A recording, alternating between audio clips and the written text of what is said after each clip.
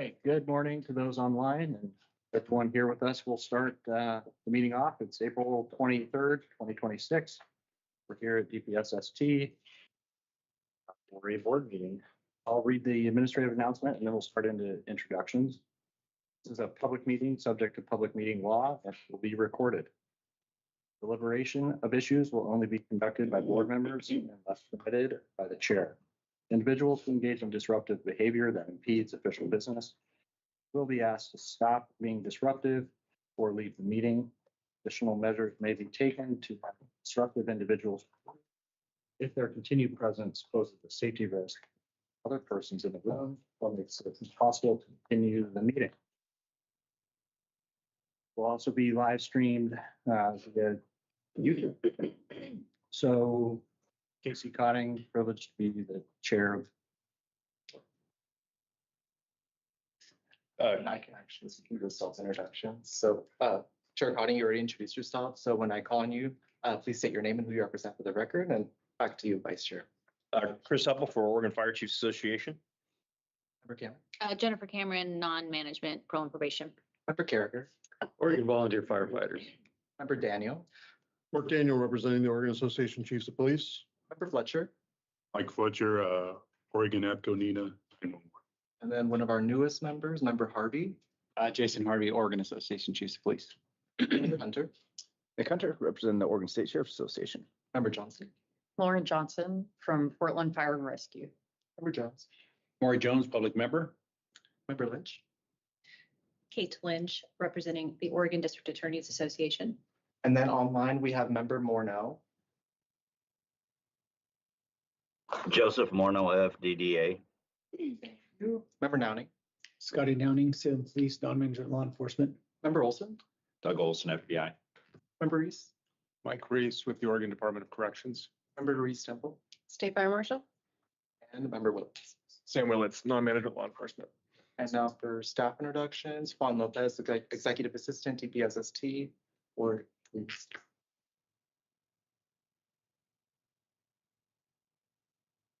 Staff introductions, yeah. Okay, I'm Diane Lugo, States and Journal. Sam County DPSST. Caleb Allred, DPSST. Michael Holsapple, DPSST. Howell, DPSST. Alyssa Blanco, DPSST. Roger Anderson, DPSST. Shelby Alexander, DPSST. And I believe we just have one more staff member online. Michelle. Michelle Morrison, DPSST. Catherine McAlpine, DPSST. Phil Castle, DPSST. Okay. Well, welcome, everyone.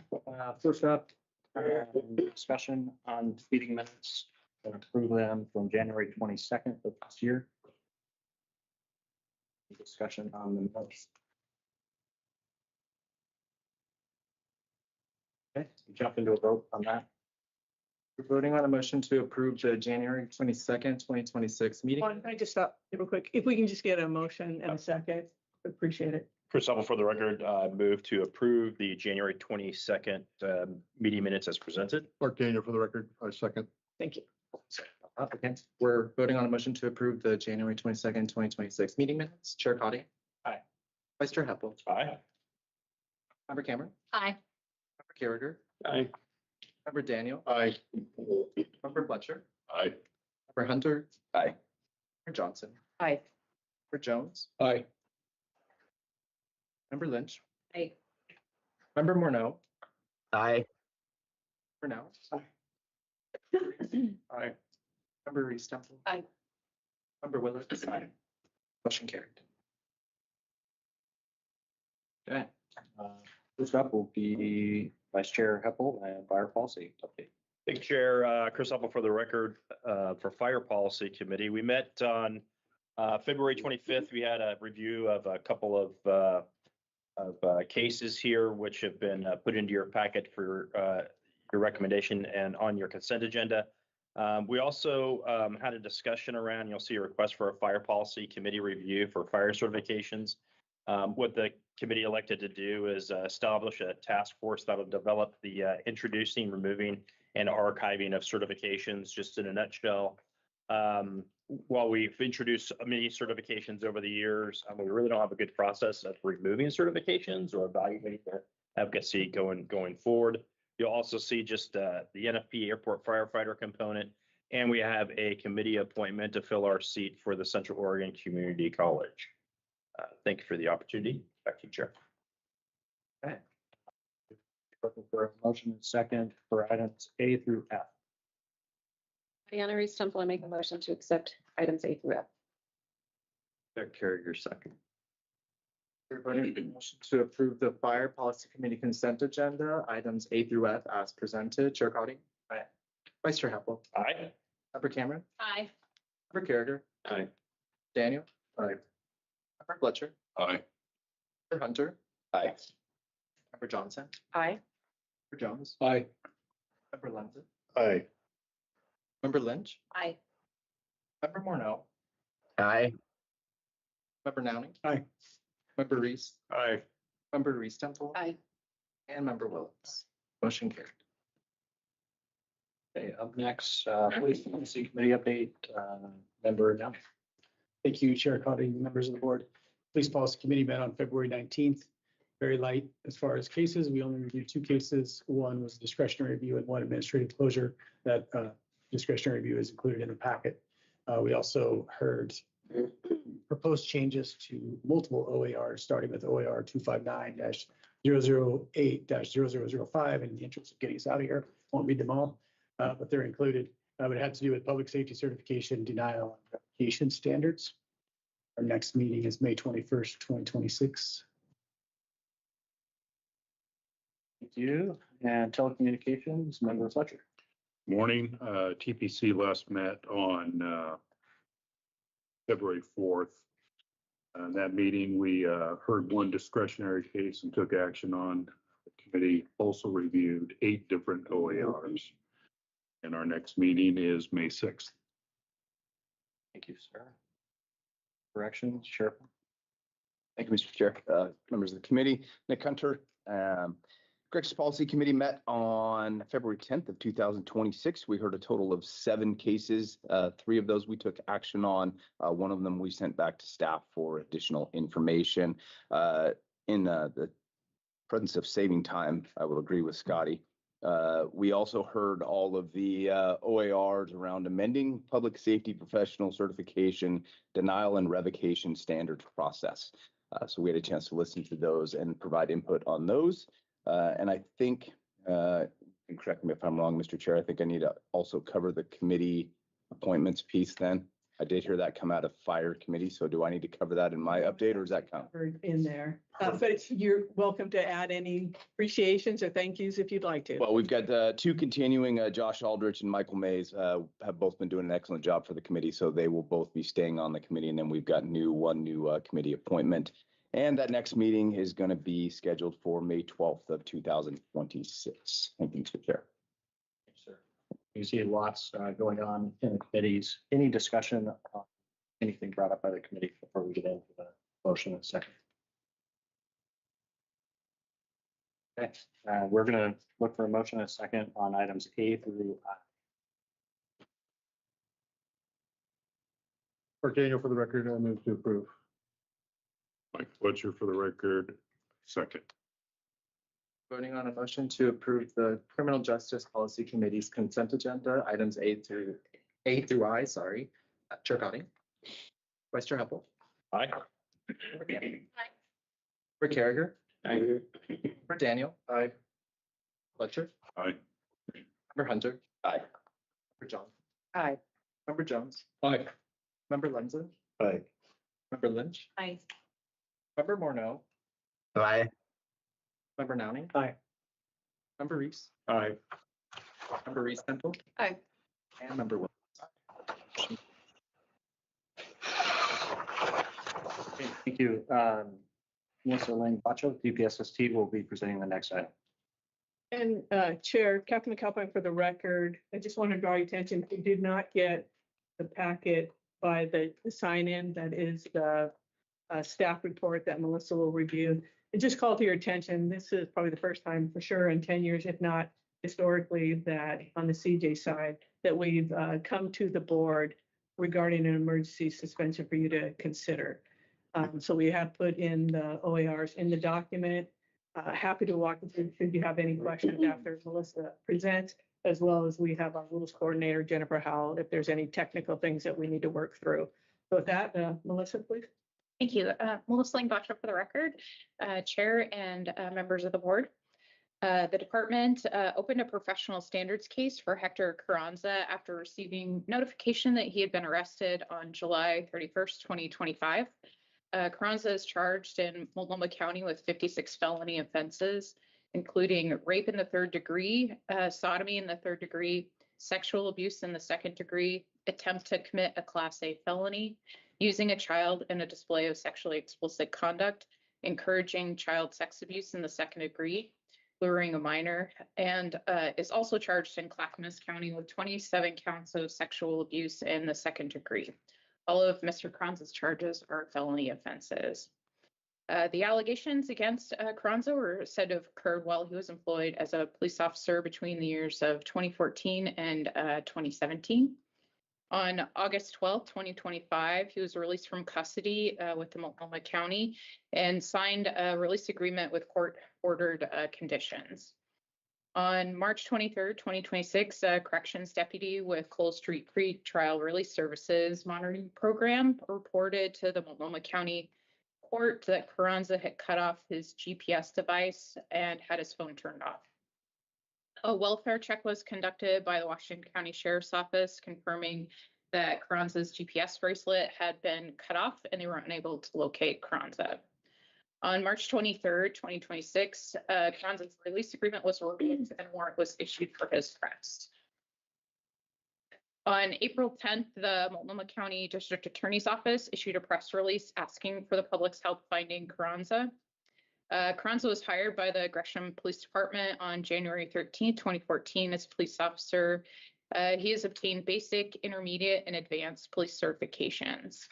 Carranza resigned from the Gresham Police Department on September 5th, 2025. Carranza's police officer certifications are currently lapsed but labeled as under review or UR. The UR designation indicates that there is an open professional standards case. However, until a determination has been made in the case, no action has been taken against his certifications. OAR Administrative Rule 259-008-0306 number 6 states that the department must issue an emergency suspension order immediately suspending a public safety professional's certifications when a policy committee, the board, or the board's executive committee finds there is a serious danger to the public health and safety. If convicted of any of the charges, Carranza's police officer certifications would be revoked under our mandatory administrative rule. The rule requires that the department revoke certification if the public safety professional is convicted for any offense designated under the law of jurisdiction where the conviction occurred as being punishable as a felony or as a crime for which the maximum term of imprisonment is more than a year. Issuance of an emergency suspension order results in an immediate suspension of certification. The emergency suspension order must be issued in writing, and it may be issued without prior notice and without a hearing prior to the order. Emergency suspension orders also follow due process and include the opportunity to make a request within 90 days of the date of the order for a hearing. Emergency suspension orders must include the reason why the specified acts or omissions seriously endanger the public's health or safety. The emergency suspension order would remain in effect until the professional standards case is resolved or until it's withdrawn. Action item from the department, we're seeking a finding from the board to determine if the charges against Carranza and his violation of the release agreement are a serious danger to the public health and safety. By review and discussion, please identify or describe the danger to the public health and safety. And in the department's memo, there were a couple of suggested languages for motion to help with the discussions. Thank you, Mr. Chair. Captain McAlpine, for the record, Melissa did check this morning. He's still at large, confirmed that, has an additional warrant that was issued for his failure to appear. And what this also does is, should the board decide to approve the emergency suspension, it puts it in the national database index. So it, should there be a small agency, if he is in fact even in the country, this is another safeguard that he would be listed in the national decertification index database. Okay, thank you. So any discussion? We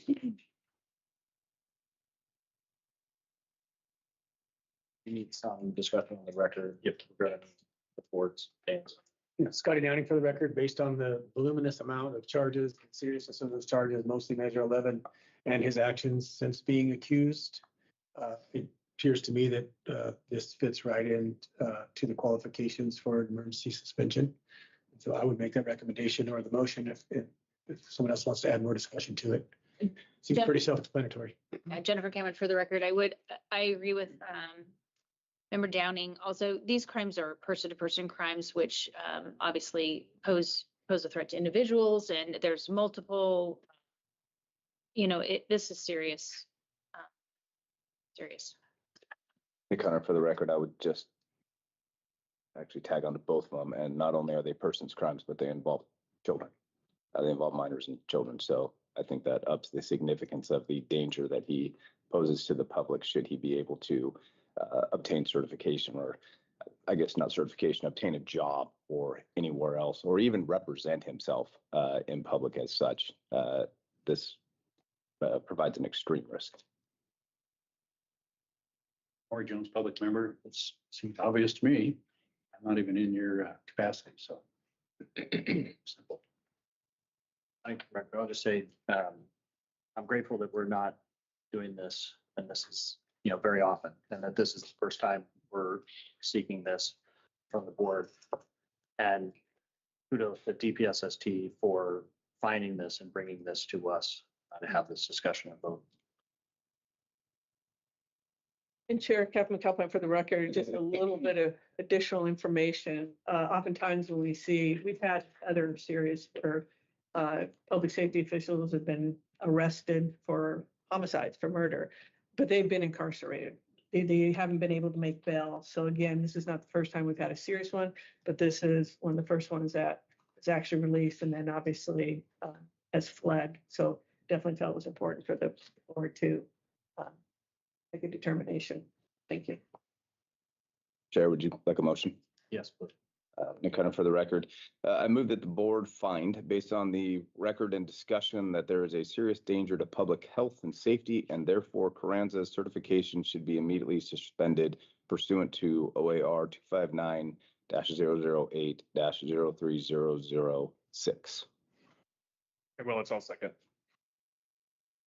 Voting on the motion to approve the emergency suspension recommendation as presented. Chair Cotting.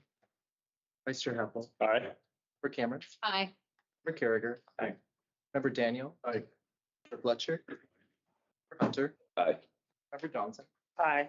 Member Jones. Aye. Member Lenza. Aye. Member Lynch. Aye. Member Mornell. Aye. Member Nowning. Aye. Member Richard. Aye. Member Reese Temple. Aye. And Member Williams. Aye. Up next, private security investigator, member Lenzer. Dan Lenzen, for the record, wow, that's a to follow. But I'm glad that we're here. So private security side, there was 3 compliance cases were reviewed. The staff reports adopted it and actions approved unanimously and recommended to the board. There are 2 civil penalties and 1 denial. All 3 cases were provided to you for a vote. There is a rule change and it was approved and recommended to this board to implement House Bill 2183 for applicants with prior law enforcement experience. Our next PSIPC, Private Security Investigators Policy Committee meeting is May 19th, 2026 at 1:30 p.m. Thank you. If no discussion, looking. Motion on A through E. Scotty Downing, for the record, I'll make the motion. We approve the consent agenda items A through E. Finding a second.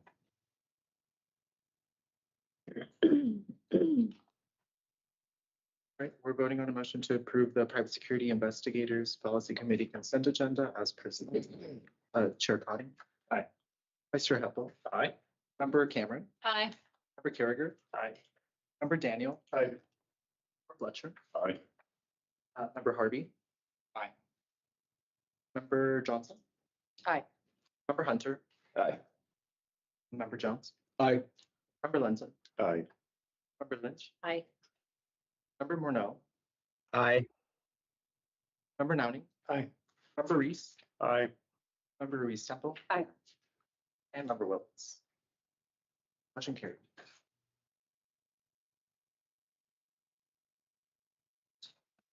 Whole sample.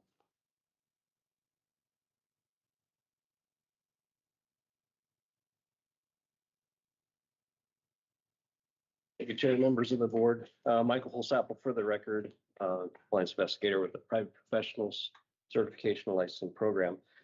The first item I have for you is cases involving private security entities that are required to be licensed under House Bill 2527, which was enacted in 2021. These specific cases are not affected by Senate Bill 300. These companies are still required to be licensed. The first case is Syndicate K9, entity ID number 7513. They never been licensed as a private security entity. A notice of violation based on the investigation was sent to them on September 30th of 2025, offering them mitigation or to be able to stipulate to the violation for $1,000 with full compliance. They were found to be out of compliance for one 30-day period for failing to obtain an entity license. And they were found to be out of compliance for one 30-day period for failing to provide the persons to whom the services were provided the internet address of the Department of Public Safety Standards and Training website, where a copy of the information pertaining to their private security entity license can be accessed. Both of those violations all right, well, $1,000 civil penalty. The board has asked for full imposition of the amount of $2,000. For the second case, Centerpoint Security and Investigations LLC, private security entity number 201. They have never been licensed as a private security entity. A notice of violation was issued to them on September 16th of 2024, offering mitigation or stipulating for $8,000 with full compliance. An amended notice was sent to them September 30th, 2025, offering mitigation for stipulation of $10,500 with full compliance. Entity was found to be out of compliance for 21 months and failed to comply with any of the entity license requirements for a total of $21,000 for full imposition. The board has the authority under Oregon Administrative Rule 259-059-400 to assess civil penalties at $1,000 per 30-day period. The board's actions recommended is that we ask that the department recommend imposition of full civil penalty amounts listed above and direct the department to proceed with enforcement consent with the Oregon Administrative Rule. Thank you. Any questions? Comments? Okay, looking for a motion and a second to impose the fines as described on both items. Nick Hunter, so moved. Portillo, for the record, second. Voting on a motion to approve the imposition of civil penalties under House Bill 2527 as presented. Chair Cotting. Aye. Vice Chair Heppel. Aye. Member Cameron. Aye. Member Carriger. Aye. Member Daniel. Aye. Member Fletcher. Aye. Member Harvey. Aye. Member Hunter. Aye. Member Johnson. Aye. Member Jones. Aye. Member Lenz. Aye. Member Lynch. Aye. Member Morneau. Aye. Member Nowning. Aye. Member Reese. Aye. Member Reese Temple. Aye. And Member Willetts. Aye. Motion carried. Thank you, Ward. For the record, Michael Holsapple again. This next set or group of companies also was required by House Bill 2527 to be licensed private security entity. However, due to the passage of Senate Bill 300, effective June 26th of 2025, they're no longer required to be licensed as of that date. In these cases, we'll start with number one, letter A, being Lowe's Home Centers LLC, number 1429. They have never been licensed as a private security entity. Notice of violation was sent to them on January 6th of 2025, offering them mitigation or stipulating with a reduced civil penalty of $6,500. They were found to be out of compliance for 13 consecutive 30-day periods during the period of requirement for them to be licensed. Full imposition amount for the noncompliance is $13,000. The second company, SAJ Management Inc., doing business as Guilty Pleasures, entity ID number 7038, has never been licensed as a private security entity. A notice of violation was issued to them on December 9th, 2024, offering the mitigation or stipulation for reduced civil penalty of $6,000. An amended notice of violation was sent to them on August 18 of 25, offering them mitigation or stipulation with a reduced civil penalty of $9,500. And he was found to be out of compliance for 19 consecutive 30-day periods. Full imposition amount for noncompliance is $19,000. The third, or under C, Old Trapper Spoke Products Incorporated, entity ID number 9166, has never been licensed as a private security entity. There is an amendment that I have on this. The notice of violation was issued on January 6, 2025, not 24. So amending that, offering mitigation or stipulation with a reduced civil penalty of $7,000. Entity was found to be out of compliance for 8 consecutive 30-day periods and failing to obtain an entity license. Full imposition amount for the noncompliance is $8,000. Again, the board has the authority under Oregon Administrative Rule 259-059-0400 to issue civil penalty in amount of $1,000 per 30-day period. And the action requested by the board is that the department recommend an imposition of the full civil penalty amounts listed above and direct the department to proceed with enforcement consistent with the administrative. Mr. Chair. Yeah. Nick Hunter for the record. So the Senate Bill 300 negates this now and they no longer have to do this. So these civil penalties were for the time prior to the implementation of Senate Bill 300. That is correct. Thank you, Mr. Chair. Discussion. Okay. A motion to move ahead with listed civil penalties as described. Chris Elf, for the record, move to approve the department recommendation, impose the full civil penalties as listed, and direct the department to proceed to enforcement consistent with OAR. Jack Carrier, second. Voting on a motion to approve the imposition of civil penalties under House Bill 2527 and Senate Bill 300 as presented. Chair Cotty? Mr. Hempels? Aye. Member Cameron? Aye. Member Carragher? Aye. Member Daniel? Aye. Member Fletcher? Aye. Member Harvey? Aye. Member Johnson? Aye. Member Jones? Aye. Member Lenzen? Aye. Member Lynch? Aye. Member Morneau? Aye. Member Downey? Aye. Member Reese? Aye. Member Reese Temple? Aye. Member Williams? Motion carried. You.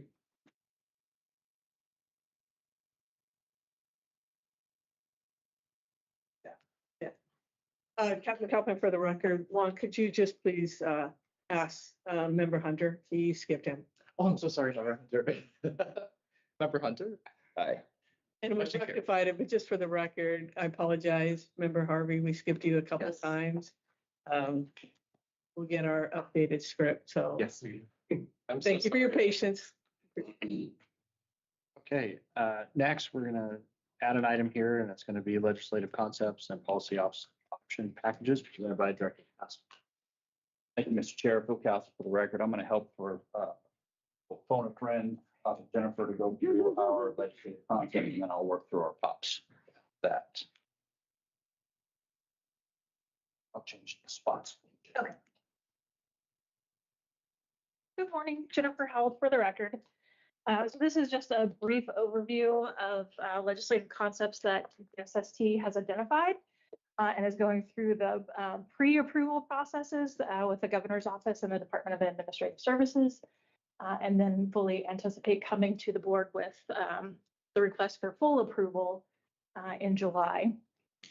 The full approval to proceed with these legislative concepts. But just to give you an idea of what we're working on, we've identified 5 topics for legislative concepts. The first being deferred cases. And this is the legislative concept that we had the last session in 2025 that the board had approved. These are the criminal justice professional standards cases for individuals who have separated employment under allegations of misconduct, but they separated before they were certified. So they're not certified and they're not employed. So they're currently outside DPSST jurisdiction. We have to have an employment connection or the certification connection. So this legislative change would give DPSST the authority to carry out those cases. It's permissive authority, which means that we wouldn't have to act on every case. We could prioritize them as individuals are seeking employment again. If they're not seeking employment again, then it can fall to the bottom of the list. And we would adopt rules to implement that process. The second, the reason why it didn't make it through the last session was it made it through the Judiciary Committee process, and then it had a fiscal impact attached to it that was referred to Ways and Means, and there just wasn't enough time to fully process it during that legislative session. So it did not die for lack of approval of the intent. It was set aside due to the budgetary processes. Okay. How much, I'm sorry, how much was the fiscal impact? The previously identified fiscal impact was 1 full-time staff position. Thank you. Yeah. Going forward, we do not plan to include the fiscal impact, recognizing that it does still carry a workload for DPSST, but focusing on that permissive authority, while there are at least, isn't it 150 identified? Around 150 of those open pending deferred cases, we wouldn't be tackling all 150 of them. It would just be as people are interested in applying is how we would start with that process. Thank you. Yep. Our second legislative concept deals with board and committee membership. We would like to explore the opportunity to add a member to the board that represents our tribal law enforcement agencies and tribal police officers. As a board member representing a police entity, position would then automatically also default to the Police Policy Committee. And then also hoping to explore some of the Private Security Policy Committee membership positions because they're all listed as industry-related named, and it's difficult to fill some of those. We have long-term vacancies. And we just may need to either change what industry is named or how we're going about filling those positions. So we want to explore that as an option. Follow-up. Yes. Has there been any conversation for fire representation from tribes? There has not. Okay. And my understanding so far is that, and Kayla is here, yes, is that we don't have as many tribal fire departments. There's 3 out of the 9 not sovereign nations. Yeah. Okay. Just, follow up to that, we did add tribal representation to the Governor's Fire Service Policy Council. This will be their first meeting this afternoon. So as you work through the LC process, that likely might come up. Okay. Because there are 3 active suppression agencies in the 9 tribes. So just as a heads up. Thank you. I don't think that we would be opposed. Yeah, I just, if you're not tracking that part of it. So no, I appreciate it. Thank you. Our third legislative concept is a placeholder for the private security entity statutes. House Bill 2527 passed in 2021. It became an effective law 2024. So that's when we began licensing folks. We're in the process of forming a rules advisory committee to review their administrative rules, how we process everything, and we know that we'll identify some things that can't be changed without a legislative change. We also want to request a more clear authority related to the department's action to deny or revoke the entity license. It's implied, but it's not spelled out, and we'd like to see it spelled out. Our fourth legislative concept, DPSST training vehicles. While they're on campus, of course, we have fire trucks and we have vehicles, and they look like police vehicles. They're equipped with lights and sirens, and they are not actual police vehicles. They are just equipped that way for training purposes. So because DPSST is not a law enforcement agency and we're not responding, as well as with our fire trucks, we're not responding as emergency vehicles. We are not. These vehicles are not emergency vehicles. So if you take them off of our campus and drive them on a roadway, they're technically in violation of the prohibited lights and sirens. We hope will be a small technical fix just for the good of the order, so to speak. And then the fifth is also in our licensing programs for a private security entity and the private investigators. It is the fee increases. We regularly have to evaluate and propose increased fee increases. So this is the companion legislative process to that. If we adopt new fees by rule, even if they're approved by DAS, the legislature has to ratify those fees during the session, and this would be the companion piece to that process. And those are the 5 things that we are proposing at this time. Happy to take any questions. Lindsay, for the record, on legislative concept number 1 of the 150, which disciplines are represented in that? Within that, it is the criminal justice disciplines. So it's police, corrections, parole and probation, telecommunications, emergency medical dispatcher, and the OLCC regulatory specialist.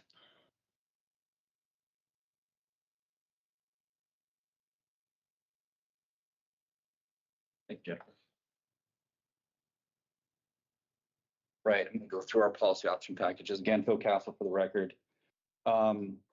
Many of you might recall that we had a learning management system POP that we received in last legislative session that we had waited a substantial amount of time as we went through our cost savings measures as a state. We were finally directed to continue on with that project, which we're grateful for, and we're right in the midst of the project now. We're in gate 2. Looking to get into gate 3 of doing this project, which actually gets more into development. So we're moving full speed ahead on the learning management system that we are really grateful for being able to get. It's going to bring us into the next century with some technology that we can use to spread the learning across the state. Along with that, we are proposing POP 101, which is a learning management staffing suite. So you get the money up front to actually build the system. Now you have to support the system. And so we'll need 2 IT staff in order to do that. We'll also need some e-learning developers, folks to actually build the content to actually hang on the site. So we're requesting those 4 positions in this policy option package.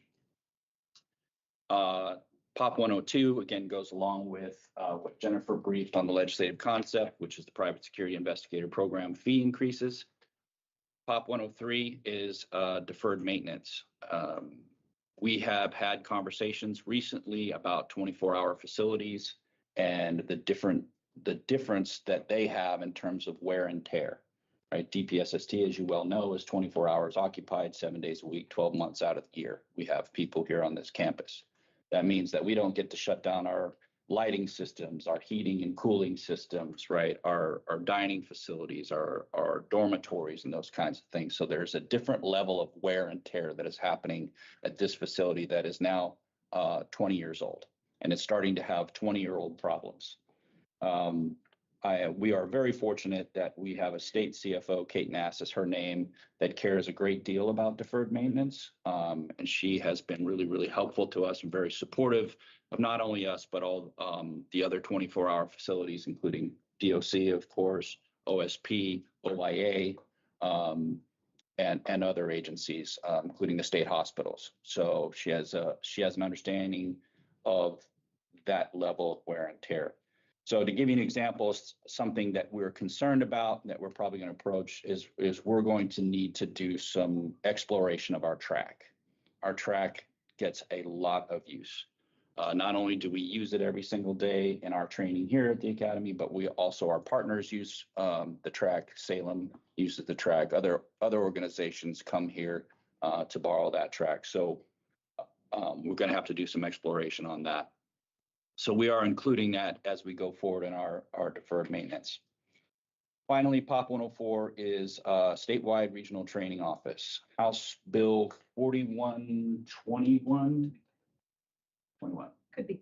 Okay, House Bill 4121, I believe, which was the Spartacus bill you heard me talk about before, established a new office within DPSST for a regional training office. And within that regional training office, there is a position that was established. This just happened in short session. We didn't get the FTE along with it, so but we are legislatively required to have this FTE. It is a high-level position that will tentatively report to me and will be responsible for fulfilling the intent of the Spartacus bill and establishing a statewide regional training specifically geared towards emergency management, right? Involving all public safety officers. So that's going to include fire, LE, even EMS, all of that. So this statewide regional training officer is going to be working very closely with OEM, the state resiliency officer, which is Jana Papamatthew, and I need to learn to say her name correctly. Apologies if she's watching and I didn't. This person will be working very closely with those folks to develop the strategy in order to do that statewide. So that's our 4 POPs. We have been, all state agencies have been told that you have to, when you produce a POP, it has to be revenue neutral, meaning that if you want something, you're going to kind of have to sacrifice something in order to get that. However, there are exceptions, and in the POPs we are presenting, which is POP 101 and POP 104, those 2 do qualify for exceptions because of the nature of the direction of those POPs and those programs. Pending your questions, that's all I have on the POPs.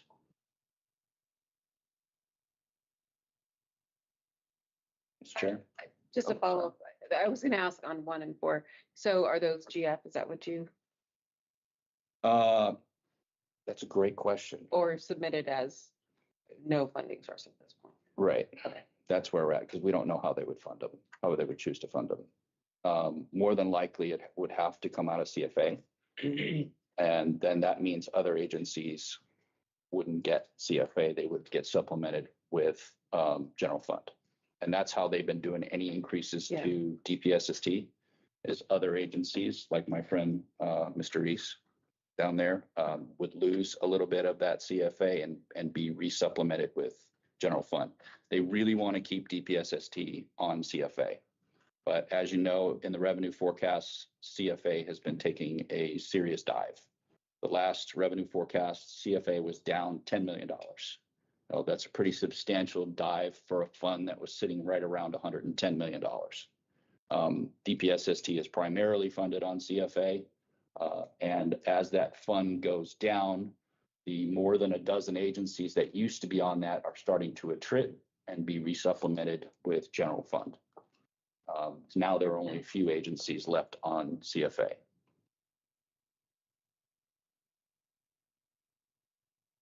Okay, thank you. No vote required on that. It's informational for the board. No further questions. We'll jump into one of the more exciting items that I get to do as chair. And this really was an honor. You know, I had several years now to watch Director Castle and see how he interacts with the board and stakeholders and partners and members of the public. And so writing this letter was very easy. Director Castle's one of the luckiest people in state government. He gets multiple evaluations, one by this group. And then he has the normal state director evaluation process as well. I won't read the whole letter. It's in your packet. But you can just see some core themes, very collaborative, good communication, strong advocate for the students and safety members of the public, high ethics, integrity, and just overall a pleasure to work with and very receptive to fix any issues that come along the way for all of us as we navigate criminal justice, safety of the whole. So this letter will make its way over to the governor's office. Governor Kotek will have a chance to review this and take it from there. And I think this will require a vote to proceed and move this to the governor. Any discussion? Going down for the record, I'll say it, but I'm confused about the date on top. Let's have the wrong letter. Shelby Alexander for the record. We need your approval before I can send it to the governor's office. So this is pending your approval. We'll send it tomorrow. That's the date. But it's a year, but it's a year off too. April 21st, 2025, sorry. I was just very It'll be confused because corrected it wasn't April 24th yet, and then last. Sorry. Let's think Um, too. For discussion, I just wanted to state that, you know, it is a pleasure working with the director and has done a really good job of creating, you know, umbrella combos across all disciplines. And so just for the record, I just want to mention, I fully support what's in the letter and your ability to maneuver through some tough budget times and still represent all of us that sit on this board and discipline. So thank you for your work. Kind of for the record, two things. One, it wasn't directly in this letter, but also the national work that the director has been doing. It's been fun to hear about that, how we compare nationally, what we look like nationally, but actually getting involved in that national conversation. As you know, I deal with that national conversation on the training side and what that looks like. And so it's really positive when contacts that I have are talking about this academy and talking about what this academy in Oregon is doing. So I directly, that's a big thank you to the work you're doing. And then I know your name is on this, and I really appreciate your name being on this, but I also know how much you rely upon your staff and how good your staff is. And I don't think that we can take enough time, just look at the preparations into this meeting to talk about all the folks that you have brought in to support you in this sort of endeavor that you're doing. And so not only a thank you to you, but a thank you to your staff and the agency as a whole, working collaboratively with all of us to make public safety better here in Oregon.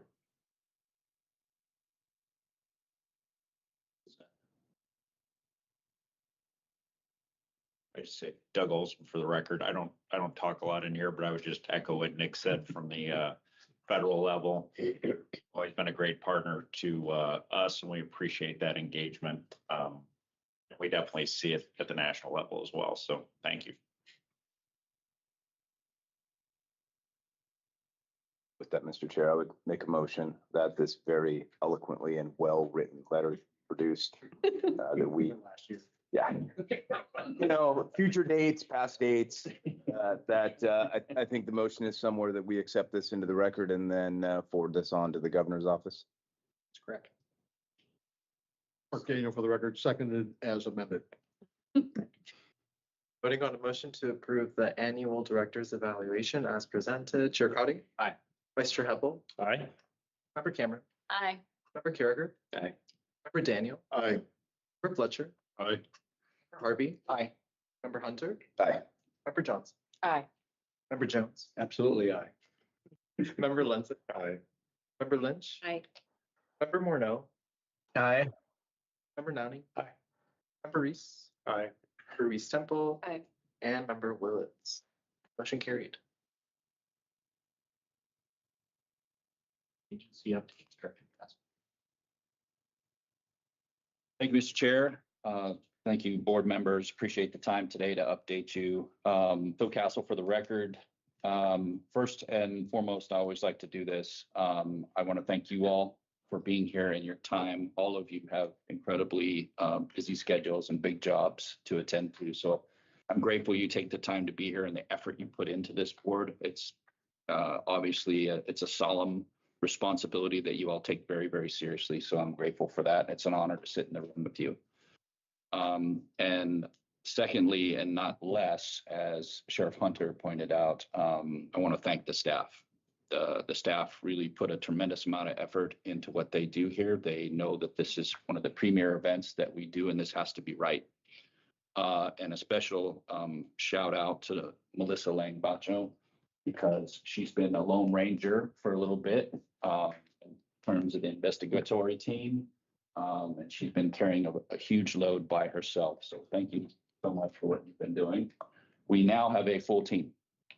We now have 3 investigators downstairs. So you're going to see, and I'm sorry about this, but you're going to see the volume of your cases increase. But that's a good thing to start moving some of those things along. So thank you very much for the staff and the professional standards team who've been short and they've been doing a yeoman's work to get this through. And I also can't thank enough my deputy who's standing in for Marie, who's out of the country. A little bit rusty, sorry about that. Kathy's amazing, but I also don't get enough opportunity to thank and introduce my chief of staff, who's Audra Anderson. And like you said, Sheriff, couldn't do it without these two, for sure. And I wanted to give Audra the opportunity to talk about something for a minute. Yeah, quick update on the board member photo wall up here. It's looking a little bare at the moment. We have a lot of frames that need to be filled. And so we're coordinating an opportunity for those who haven't had a chance to have your photo taken yet. At the next board meeting on July 23rd, before the meeting starts, we'll have a time frame where you can come in and have your photo taken. So we can fill that wall up, and then we'll send out a reminder. So it's at the top of your minds next. So we're going to catch you before you get in the room. Thank you. Thank you, Audra. I don't know if I had the opportunity to talk to the board about the budget and the cost saving measures. And during the 26th session, they considered to rebalance the budget. The legislature did, and DPSST was held harmless. And not only were we held harmless, but we were given SALPOT, which that doesn't always occur, but we were given SALPOT, and that put us financially back into a good place. So we need the most important number for us is what we call our carryover balance. Our carryover balance gets us from the end of June through mid-August, right? Sometimes it takes as much as a month and a half for us to get funding, and we have to have the funds in order to continue to make payroll and so forth during that time period. We need about $5.5 million in order to do that. We spend over $3 million a month here. Judiciously, but we needed that number, and we are now sitting at about 6.3 million, I believe, officially. 6.7 million right now, which has got us in a really good spot. And our cost saving measures that we did at the beginning of the biennium, the strategy we pursued has helped us get there and stay there. So we're sitting in a really good spot financially to finish out this biennium and continue to serve the public and our students and constituents in the way they need to be supported. So we're pleased about that. I also want to just talk about partnerships. Before we walked in, I thank Sheriff Hunter. He supported us a short time ago with some assistance that we needed from one of his staff members. And this agency does not exist without those partnerships. Like we can't function without partnerships. I can look down this row, both directions, and see people who have supported us time and time again, even our federal partners who also support. So we're super grateful for that support and that continued partnership. We have seen, and I thought I'd bring it up with this group, we have seen a subtle drop in numbers, particularly on the police side. And there's a couple reasons for that we're aware of. One, we know we're in budgetary trouble, not just at the state level due to the changing federal matching funds that are out there. But also there are agencies out there that are filling up. They are fully staffed and therefore don't need as many folks going through training. So we're seeing that.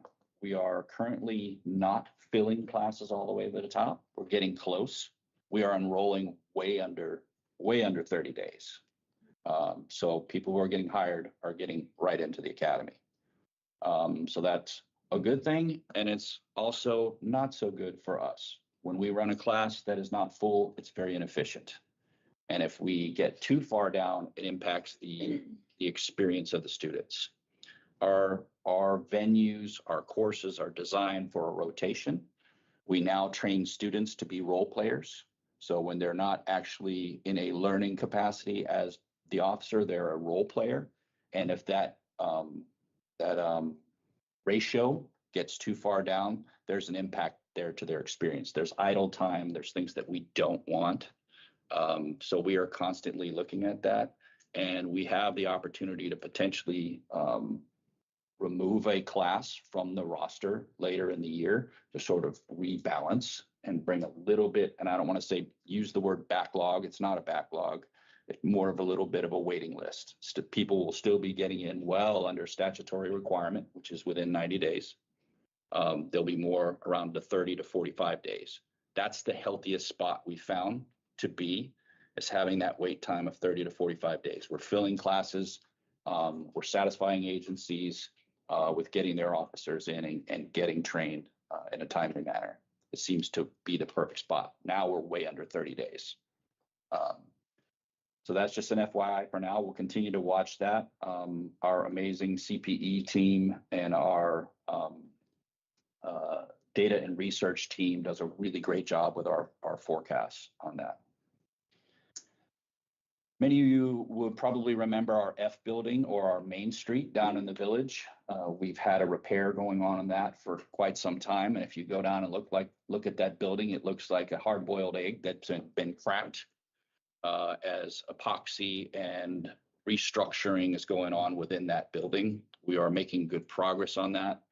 And what happened with that building is that it has these two giant doors on the outside. It's called a tilt-up building, which is largely cement and has steel girders on the inside of that.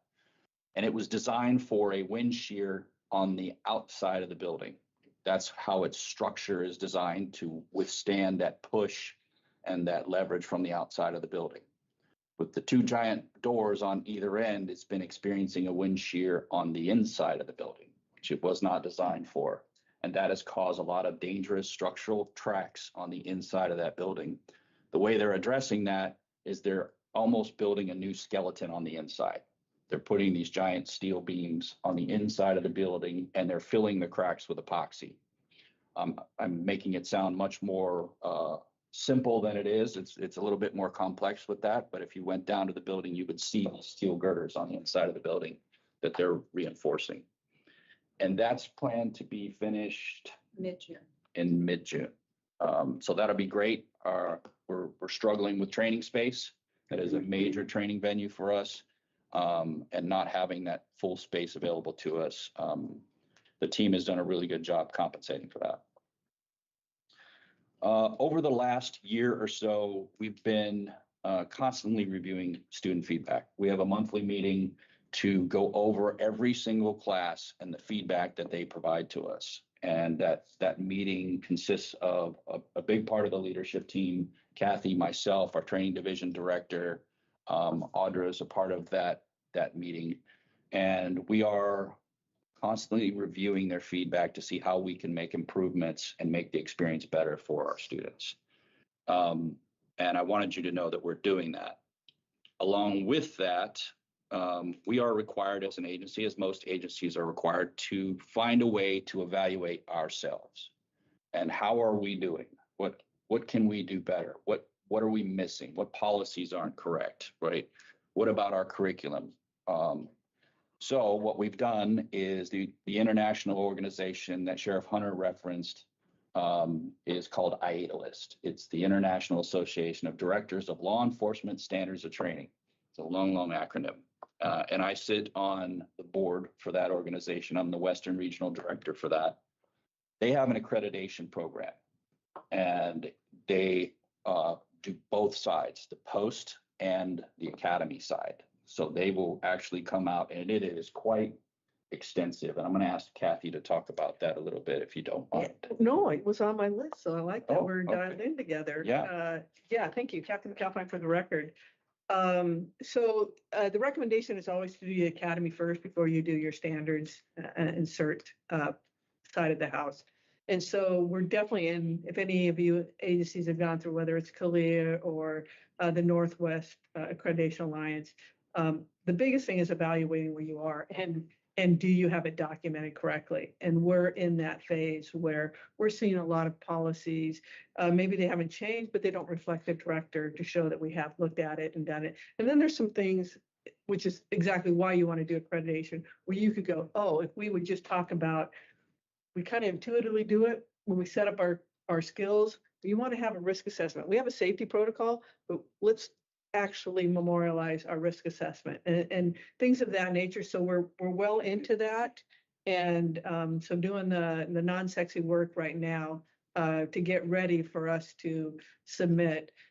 Shelby is doing the Power DMS, putting it all in, and we just have all hands on deck as far as everybody seeing what it takes. So we get the managers, the other directors involved, and some of our leads and our coordinators.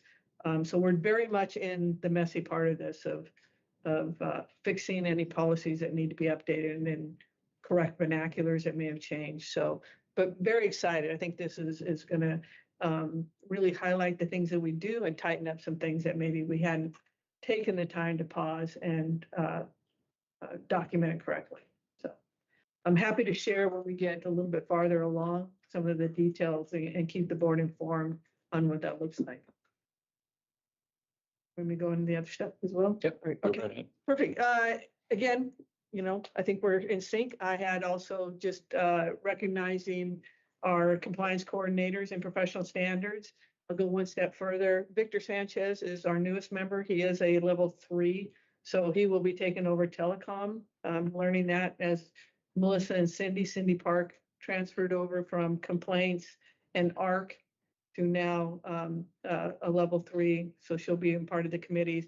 Victor will have that skill set. He's at that position description, but he's definitely in the crawl stage. He came from the private sector, so he will do ARC complaints and telecom.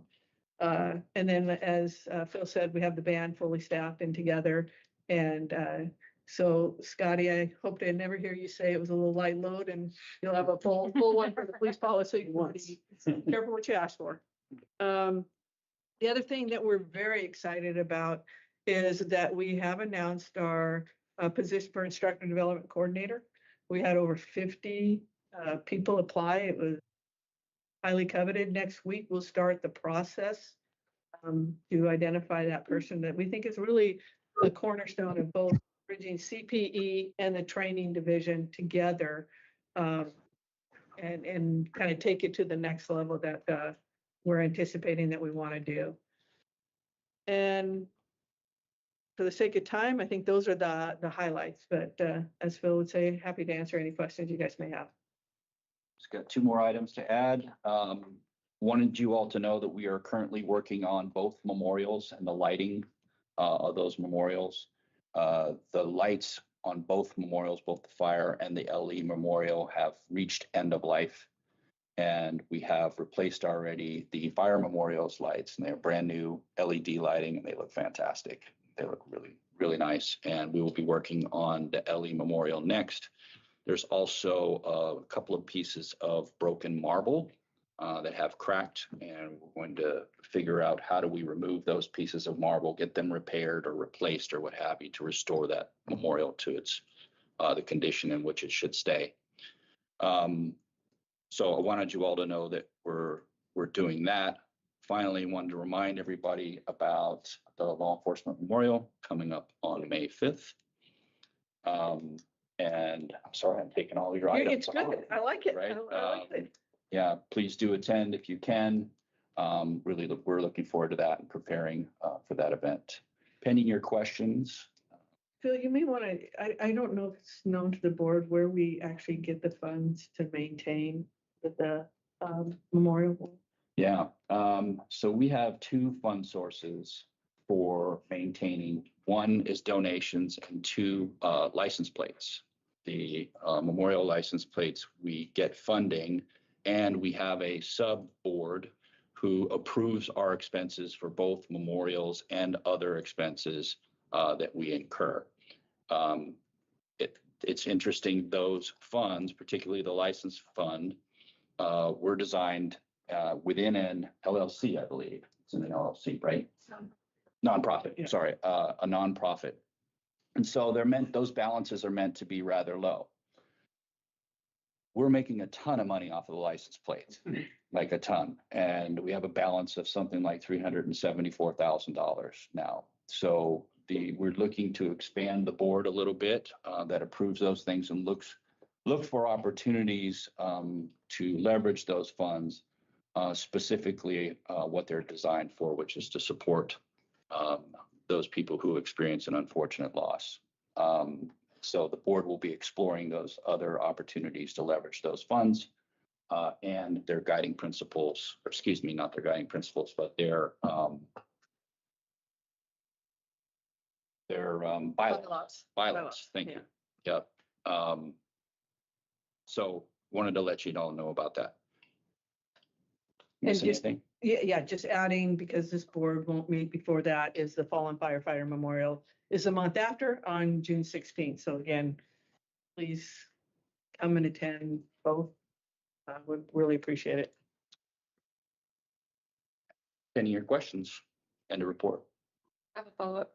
You were talking about the national training on the LE side, and I know that you and I are connected on the fire side.